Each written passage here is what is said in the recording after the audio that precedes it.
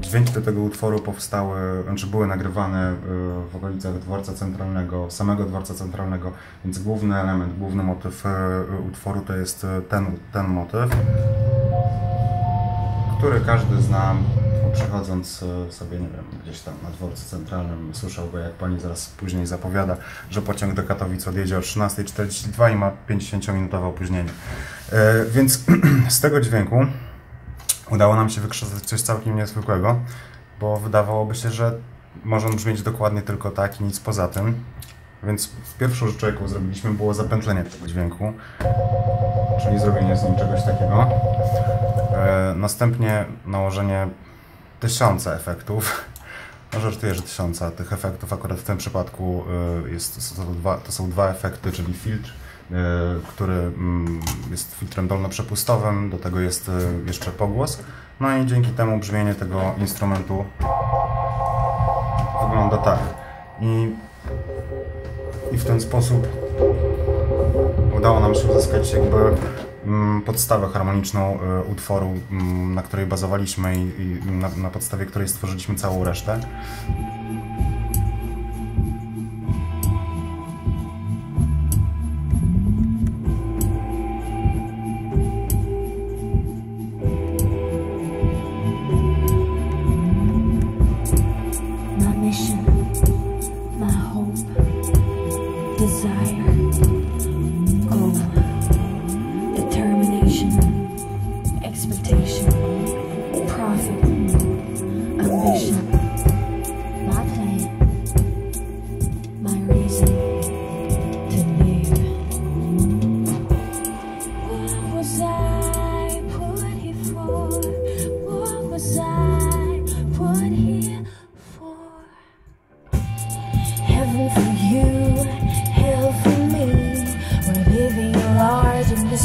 Serenity, the center of attention, my big imagination.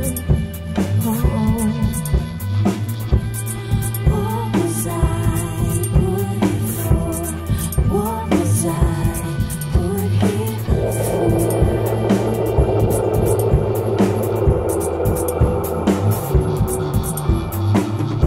Streets full of empty faces, changing places. Ecstatic crowds, inflated egos, their thirst, their hunger, their zest for life. Praca nad płytą cały czas była nauką, jakby może nie reżyserii dźwięku, ale chociaż po części też reżyserii dźwięku, sound designu i tak dalej, bo okazuje się na przykład, że ten dźwięk w tych rejestrach mniej więcej, czyli powiedzmy, że jest to jakaś tam pierwsza oktawa, brzmi jako bas, natomiast przechodząc wyżej wytracamy całkowicie dźwięk, po prostu go nie ma. On zaczyna brzmieć dopiero tutaj. I to jest niezwykłe, że właśnie bardzo dużo nam czasu zajmowało tak naprawdę znalezienie tych odpowiednich funtów, nut, które pasowałyby do danego utworu i które zdałoby się ograć jako bas. No i utwór w całości brzmi w ten sposób. A, jeszcze właśnie, bardzo istotna rzecz. Perkusja. Tak, perkusja.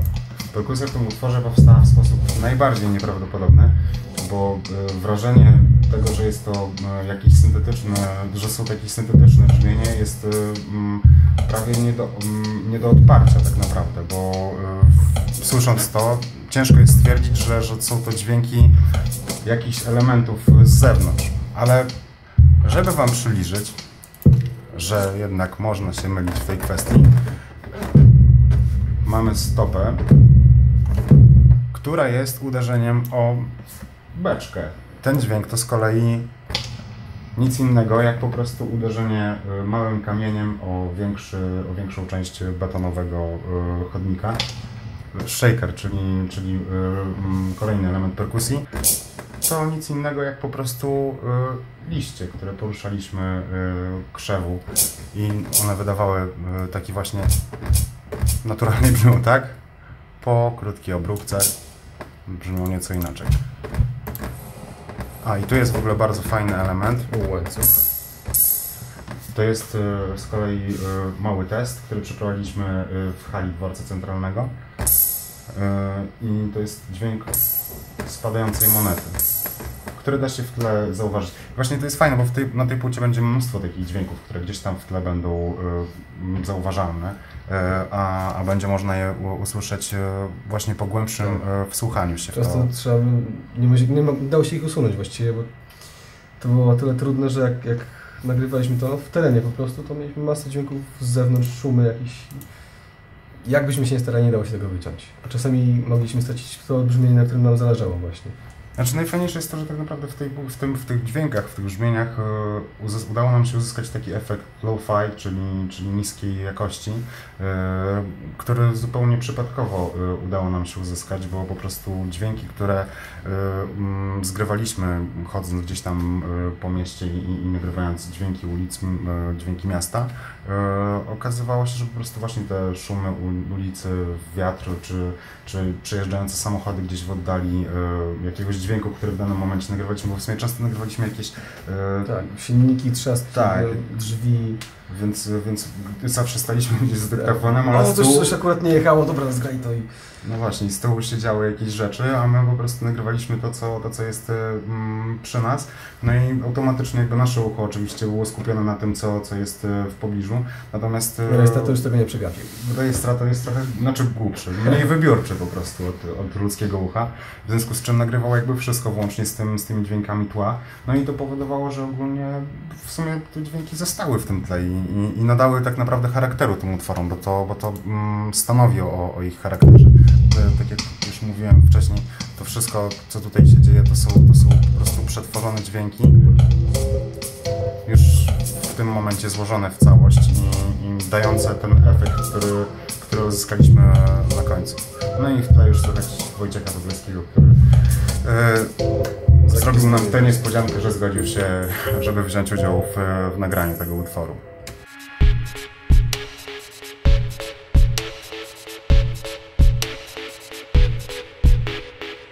Wychodzę z domu, tylko ja i w głowie szum. Wychodzę z siebie, każdy krok mnie niesie tam, gdzie tłum zdarzeń i ludzi. Tak, dziś potrzebuję was. Wybraliśmy się na Stare Miasto i nagraliśmy trochę dźwięków. Tak, postanowiliśmy ponagrywać różne dziwne rzeczy tym razem, jako że na co dzień kościół omijamy szerokim łukiem. Tego dnia akurat postanowiliśmy, że podenerwujemy ludzi, którzy akurat byli nam w trakcie, kiedy robiliśmy nagranie. I namiętnie otwieraliśmy i zamykaliśmy drzwi. Do skutku aż nagraliśmy dźwięk taki, jak nam potrzebny. Tak, pomimo tego, że ludzie dosyć dziwnie na nas patrzyli, że to ogólnie nasze zachowania w trakcie nagrań budziły spore zainteresowania bądź kontrowersje. Tak, kontrowersje. Ale jest tutaj właśnie dźwięk podstawowy klamki, który zgraliśmy. No i później zgraliśmy taki dźwięk nieco dłuższy, trzeszczących drzwi. Bardzo ładnie piszczawych. Tak, starokościelnych. No i dźwięk ten w oryginale brzmiał w ten sposób. No a my postanowiliśmy trochę go zmienić, przerobić i poprawić. Jak zresztą ze wszystkimi dźwiękami, które się na tej płycie pojawiają. No i po poprawkach ten dźwięk brzmi w ten sposób.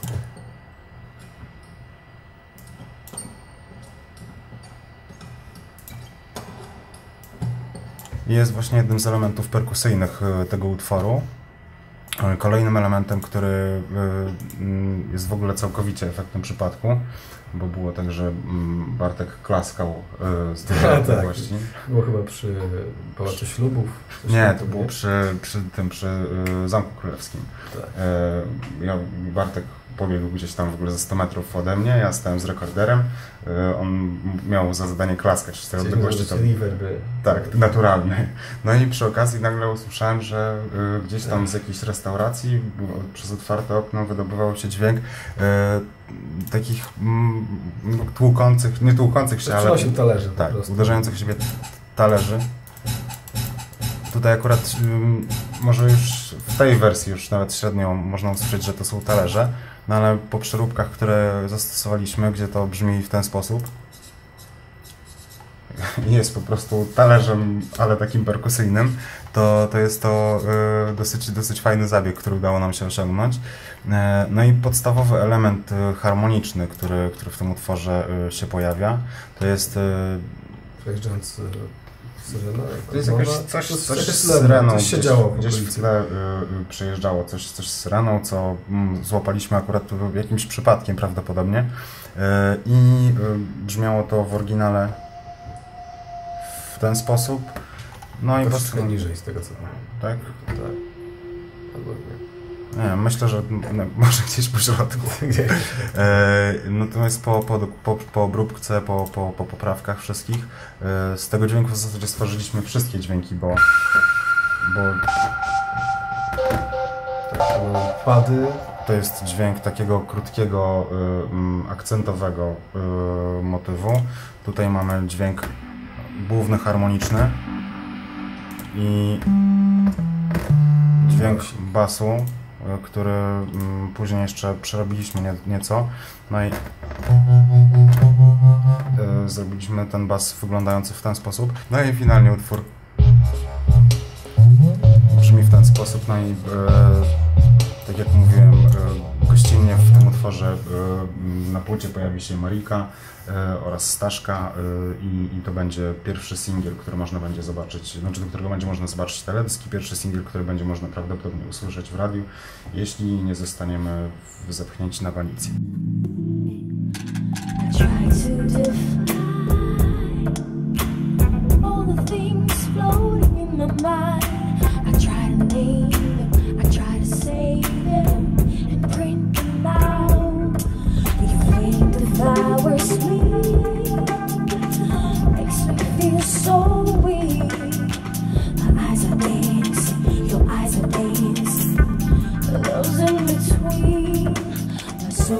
Lost, but you know all the magic spells. A spell that'll heal my heart, a spell that'll melt the eye. Moja przygoda z projektem Noc zaczęła się jesienią 2011 roku na warszawskim Żoliborzu w sali prób Dizzy Dizzy. Pewnego dnia chłopcy usłyszeli mój materiał, nad którym pracowałam wówczas bardzo intensywnie. Tak się składa, że szukali akurat wtedy wokalistki i zaproponowali mi udział w projekcie. Momentem przełomowym było skomponowanie utworu, który nosi tytuł Proceed with Caution. Chłopcy przygotowali gotowy utwór, do którego napisałam linię melodyczną oraz słowa. I w zasadzie w ten sposób pracuję. Zaczynam zazwyczaj od tego, że dostaję jakiś gotowy utwór, do którego staram się napisać linię melodyczną, ale tak naprawdę już od razu wiem, o czym ma być ten utwór, kiedy słyszę pierwsze dźwięki. Staram się właśnie w ten sposób dopasować dźwięki linii melodycznej, żeby to wszystko stanowiło jedną spójną całość.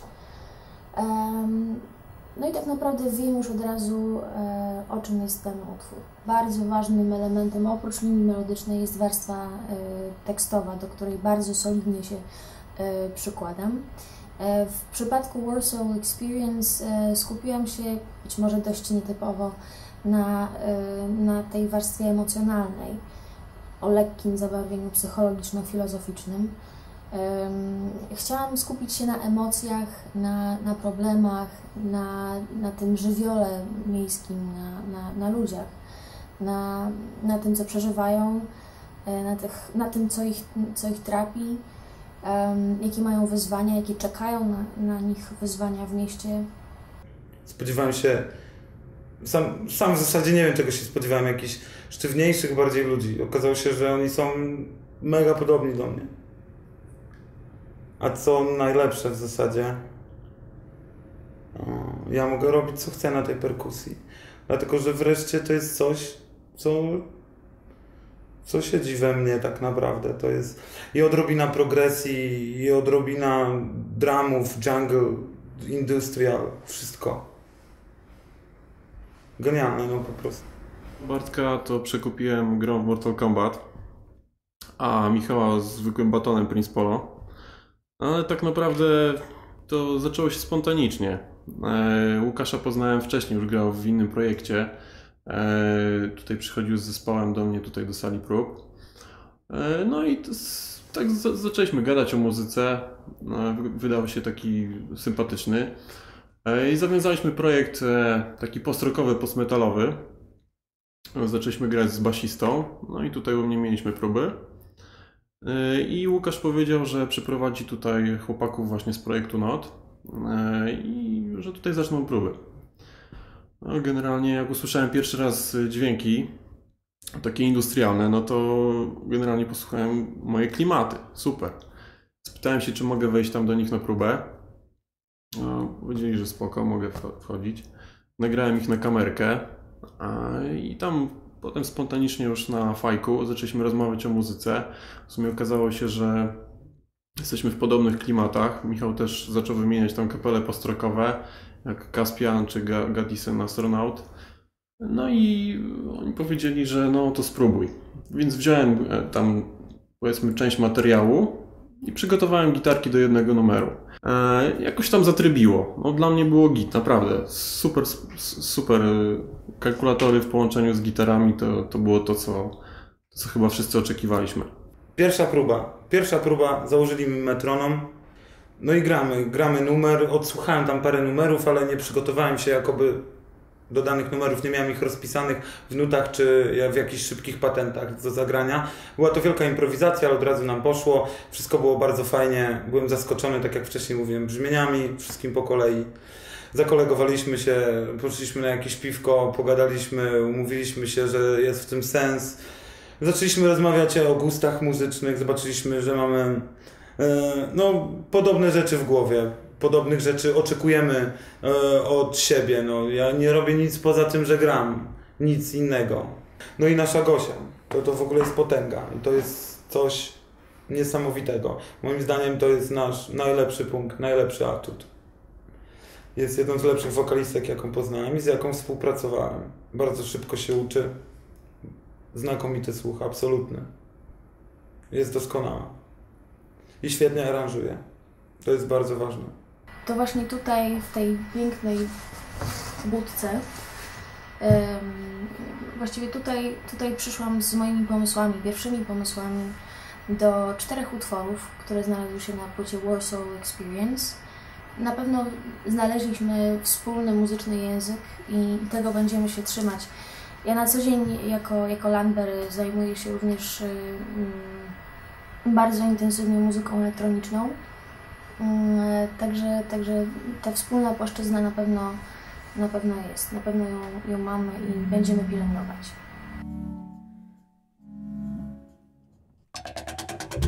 The drapes are shut, we're all alone. There's nothing you can hide. Separated from the night and interrupted by the city lights. What's that sound? Is that your heartbeat? 'Cause I can hear more than just this one. More than just this one.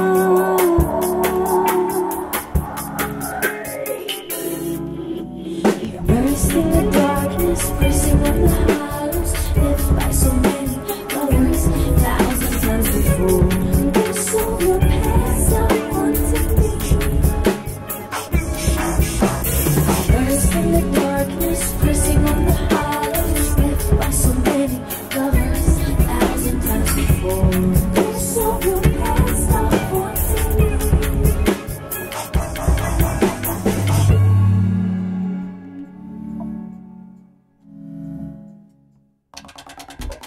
The drapes are shut, we're all alone.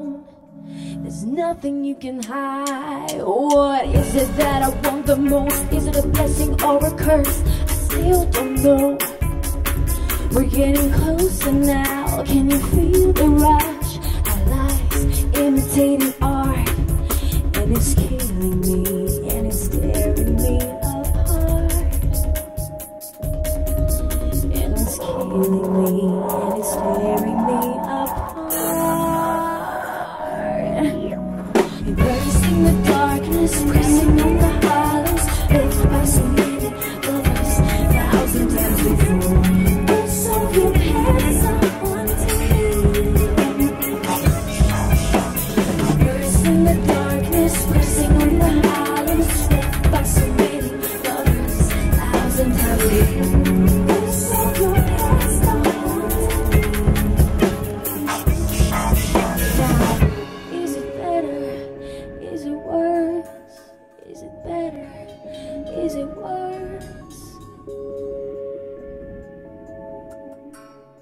Dla mnie przygoda z muzyką zaczęła się właściwie od kieszek konsol, 8-bitowych gier, bardzo skąpe dźwięki, takie surowe, graficzne i strony też było bardzo surowo. Zakochałem się w tym po prostu, nie wiem czemu. Zostało mi to na lata i jakiś czas, lata później w sumie, okazało się, że na tych samych konsolach można robić coś więcej niż tylko grać, można na nich robić muzykę. Zacząłem, szło mi to całkiem fajnie, ale robiłem to do szafy, niespecjalnie, szczerze było to wygodne. Pomógł mi internet, dowiedziałem się, że można zrobić w sposób łatwiejszy przy pomocy komputera, syntezatorów. Zacząłem szukać jakichś tanich, nie najlepszych brzmieniowo, ale okazało się, że jak chodzi o konsole i syntezatory, wcale droga nie jest taka daleka. To też ma przyciski, guziki i pokrętła i całkiem fajnie można się tym bawić. Zbierałem je, sprawiało to dużo frajdy, ale niespecjalnie muzycznie, finansowo czy jakkolwiek kreacyjnie szło z tym. Po prostu wydawałem na to pieniądze i trzymałem w chacie. Lata później trafiłem do Warszawy i zabawnie złożyło się, że potrzebowałem pieniędzy na czynsz, więc stwierdziłem, że z bólem serca jednej z tych zabawek się pozbędę. Udało się sprzedać, przyjechał do mnie gościu. Okazało się, że nie jest jakimś specjalnie nieinteresującym typem, tylko całkiem zajawkowym gościem.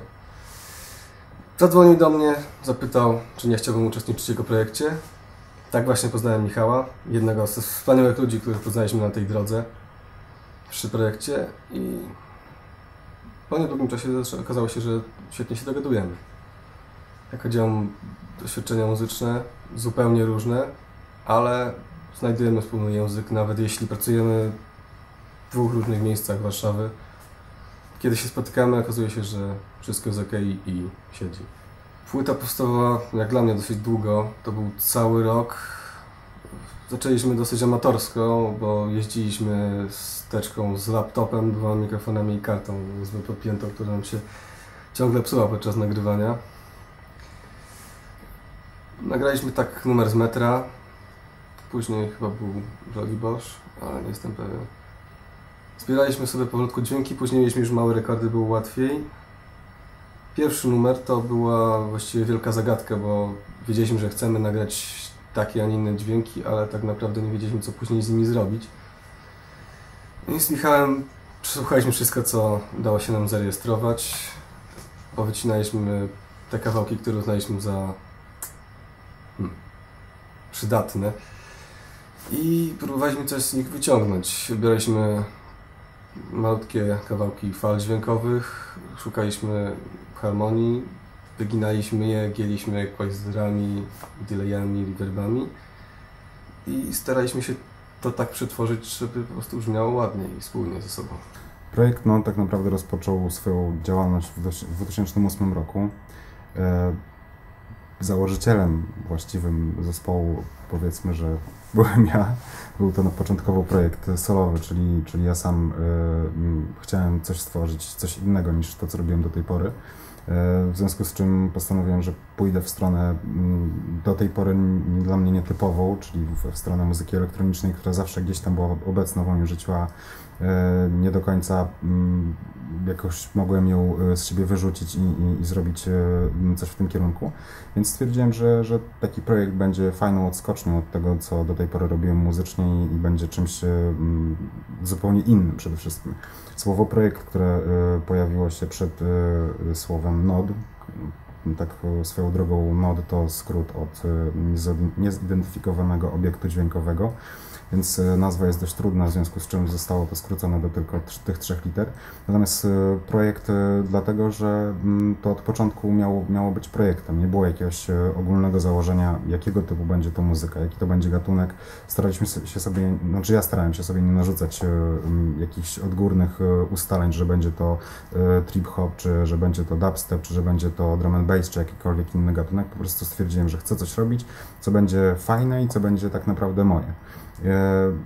Niedługo po tym, jak zacząłem tworzyć jakieś pierwsze kompozycje i pierwsze utwory, potrzebowałem bardzo samplera, bo stwierdziłem, że przyda mi się do tworzenia muzyki. Znalazłem sampler, jako że jestem człowiekiem, który jak coś zobaczy, od razu musi to mieć, więc bardzo szybko udało mi się zorganizować pieniądze, kupić ten sampler. Zadzwoniłem do gościa, który sampler sprzedawał. Przyjechałem się do niego, pokazał mi instrument, wytłumaczył, o co w nim chodzi. Przy okazji okazał się być absolutnym nerdem uwielbiającym gry Nintendo i tworzenie na nich muzyki w 8 bitach. No i tym kimś był Bartosz Krok, przepraszam, bo się obrażę zawsze, jak mówię, że jest Bartkiem. Więc był to Bartosz Krok. I Bartosz, zaraz po tym, jak od niego wyjechałem, otrzymał ode mnie telefon w opcji: słuchaj stary, no ogólnie zrobiłeś na mnie duże wrażenie tym, co tworzysz, swoimi zainteresowaniami muzycznymi, to może byśmy spróbowali coś robić, mam taki projekt, podesłałem mu parę utworów. No i tak od słowa do słowa okazało się, że tych płaszczyzn wspólnych, muzycznych, na których się porozumiewamy, na których jesteśmy w stanie coś tworzyć razem, jest bardzo dużo. I finalnie doprowadziło to do tego, że Bartek stał się drugim członkiem projektu i osobą, która razem ze mną go współtworzyła. A finalnie, kiedy zrobiliśmy już pierwszą płytę, taką bardzo nieoficjalną, i wpadliśmy na pomysł, żeby zrobić Warsaw Experience, no to już w tym momencie okazało się, że nasza współpraca wygląda w zupełnie inny sposób, że jesteśmy dwoma osobami, które pracują jak jeden mózg w dwóch oddzielnych ciałach, co było dosyć niesamowite, bo uzupełniliśmy się do tego stopnia w trakcie produkowania tych utworów, że byliśmy sami zaskoczeni tym, jak bardzo podobnie myślimy. I okazywało się przy każdym utworze tak naprawdę, który tworzyliśmy, że te utwory tak świetnie ze sobą, że te pomysły tak się ze sobą świetnie zazębiają, że tworzą spójną całość, pomimo tego, że jakby robiły je dwie osoby, natomiast absolutnie nie można było tego usłyszeć ani wyczuć podczas słuchania już jakby gotowego efektu. Pomysł sam, żeby stworzyć płytę Warsaw Experience, pojawił się w momencie, kiedy Bartek zaprezentował mi jakiś film na YouTubie przedstawiający pracę pewnej firmy tworzącej wtyczki VST, która tworzyła te wtyczki w oparciu, bazując na brzmieniach na przykład takich jak palące się pianino, bądź garnek gliniany, w który była włożona jakaś kulka, i z tego typu dźwięków tworzyli całe instrumenty, całe banki brzmień, które później były barwami wykorzystywanymi przez dane wtyczki. No i to spowodowało, że wpadł na pewien pomysł, który gdzieś tam już w mojej głowie pojawił się jakiś czas wcześniej, a był to pomysł, żeby stworzyć utwór z dźwięków metra, ponieważ metro podczas startu wydaje taki dość specyficzny dźwięk, kiedy hamulce się zwalniają i kiedy metro rusza, pojawia się taki pisk, no i stwierdziłem, że z tego pisku świetnie będzie zrobić jakiś klawisz, jakiś element harmoniczny. I tak też zrobiliśmy. Wzięliśmy z metra, ukradliśmy metro ze wszystkich dźwięków, jakie praktycznie można było z niego wydobyć. No i stworzyliśmy pierwszy utwór. Potem przesiedzieliśmy 5 nocy, siedząc do 7 bądź 9 nad ranem, żeby zmontować o własnych siłach teledysk do tego utworu. Kosztowało nas to dużo zdrowia, ale nie wiedzieliśmy tak naprawdę, ile będzie nas to kosztowało zdrowia w dalszym etapie, bo jak się okazało, przygotowaniem utworów, a w zasadzie całej płyty z dźwięków miasta, z dźwięków, które słyszy się na co dzień, poruszając się gdzieś tam ulicami Warszawy, jest naprawdę bardzo, bardzo trudną i bardzo ciężką pracą. I przy pierwszej, i przy drugiej płycie pojawiło się masa rzeczywiście dobrych ludzi i tak właściwie bez nich to ani płyta nie wyszła, ani nie powstała do końca. I to byli fotografowie, producenci, projektanci, inni wokaliści i muzycy.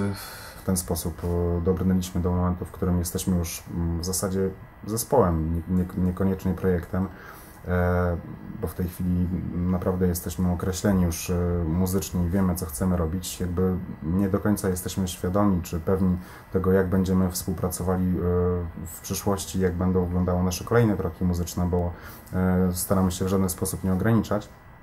Natomiast wydaje mi się, że ta wspólna chęć eksperymentowania, tworzenia czegoś nowego, po pierwsze doprowadziła nas do tego, że Warsaw Experience jest w tej chwili na rynku, że wy macie okazję oglądać ten film, który jest dołączony do tej płyty, a jednocześnie ta chęć eksperymentowania sprawia, że jest przed nami ogrom możliwości, z których jeszcze sobie nie zdajemy sprawy, a które zapewne w przyszłości odkryjemy i które mogą nas wszystkich jeszcze zaskoczyć. 2 lata temu nie przypuszczałem, że spotkam masę fajnych ludzi. Formujemy jakiś skład i razem zrobimy coś, co sprawia nam razem frajdę i jest po prostu dobre, miłe, fajne. Że wydamy razem płytę, nakręcimy parę klipów i będziemy się dobrze bawić. I szczerze jestem z tego szczęśliwy. Mam nadzieję, że całej reszcie też sprawia to tyle frajdy co mi. Liczę, że będziemy robić coś dalej.